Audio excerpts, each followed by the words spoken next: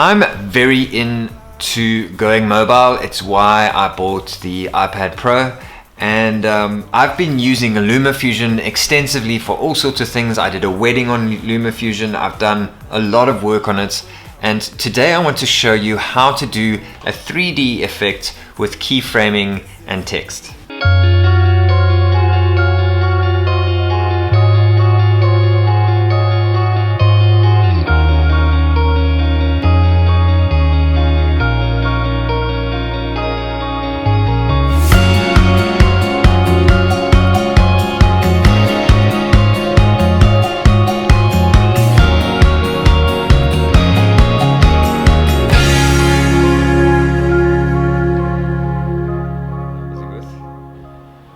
So I did a video for my clients, and I just thought to make it interesting, I want to do a cute little message, and I thought let's play around with the text and do something interesting. So the first thing I did was I made their logo appear from behind, and you see if I do it slowly you can see there's a slight gap between the text and the bottle, but when you play it you don't really notice. So I made it appear from there. So what I used in this situation, let's go in there. So for the logo I did cropping. So I did keyframing with the cropping. So you'll see here is your cropping settings. But the first thing I did was keyframe that movement of from left to right. Okay, so I'm going to take you through step by step the keyframing on this, and then I'm just going to show you the examples of all the other things I did. So let's create the movements. First, let's just remove the crop, remove the movements.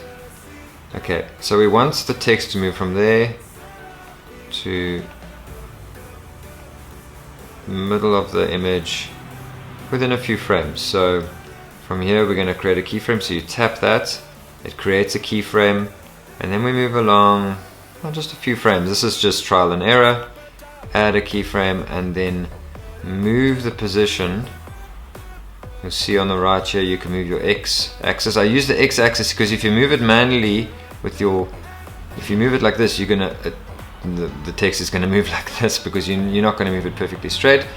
So let's go, whoops, let's go back. Okay, so we add the keyframe and then we move the text. So now you're going to create a motion. It's going to move from the first keyframe to the second keyframe. So that's our movement.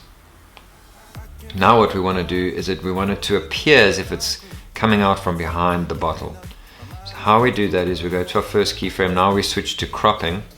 See on the right there I'm going to cropping, and I'm going to, for the first keyframe, so add my first keyframe. It's very important that first keyframe to add it, because everything you do from now on it'll automatically add keyframes, but if you don't add that first keyframe you're going to do a whole lot of work and it's not going to actually create any keyframes.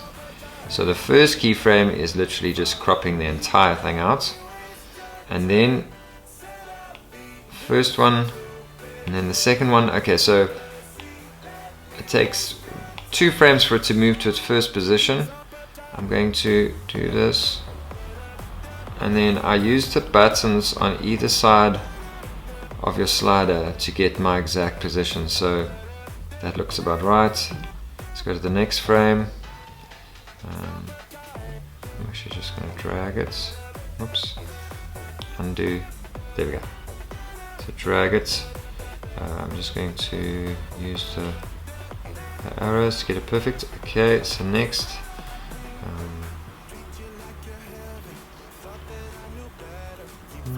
That's pretty much bang on.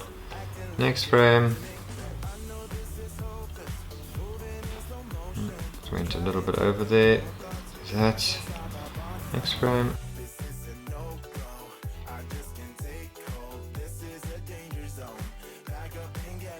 Cool, that's our last one. So now we've created a crop and we've created the movements. If we go out now and we play that sequence, it looks like it's coming out from behind the bottle. Lovely. Okay, so the next thing to do is, okay, so I went and I created this text. You can see if I do it a bit faster. It didn't work out perfectly, but in the kind of flow of things, I could probably actually do it better now. So tap into that title. What I used here was just positioning keyframes. So you'll see at the bottom here I've got a bunch of keyframes. Let's go from keyframe to keyframe. So unfortunately, LumaFusion doesn't have something where I can track the text against a point on somewhere on the image yet. They don't have that feature yet. But so I just picked a point on the bottle and I tried to follow it as best I could. That's pretty much all I did, was just go from point to point and try to follow the bottle as best I could. I'm actually going through now and trying to perfect it. You could definitely spend a little bit of time getting it perfect. Anyway, so then in the thing, so it's not perfect. I could probably go over it a little bit more now after I make this video and just get it 100%, but it gives you the idea of tracking.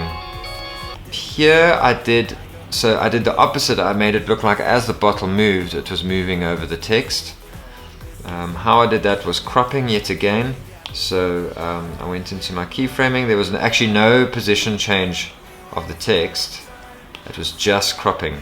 So if you want to see how the crop worked, there's my first crop point, second crop point, and so it goes on, and it just crops the text out as the bottle moves.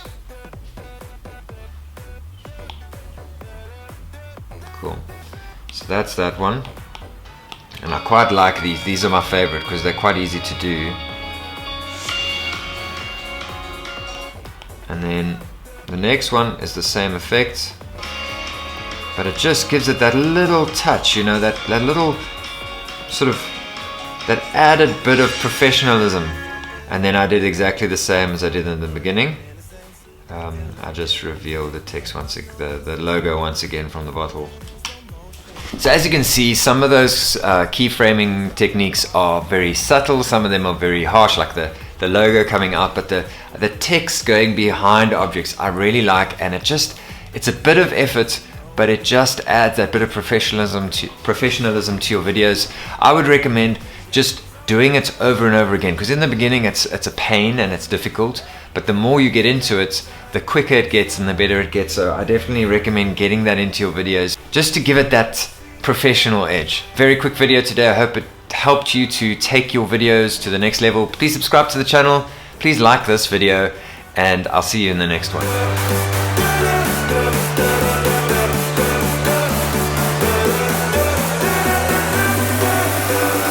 And I'll see you in the next one.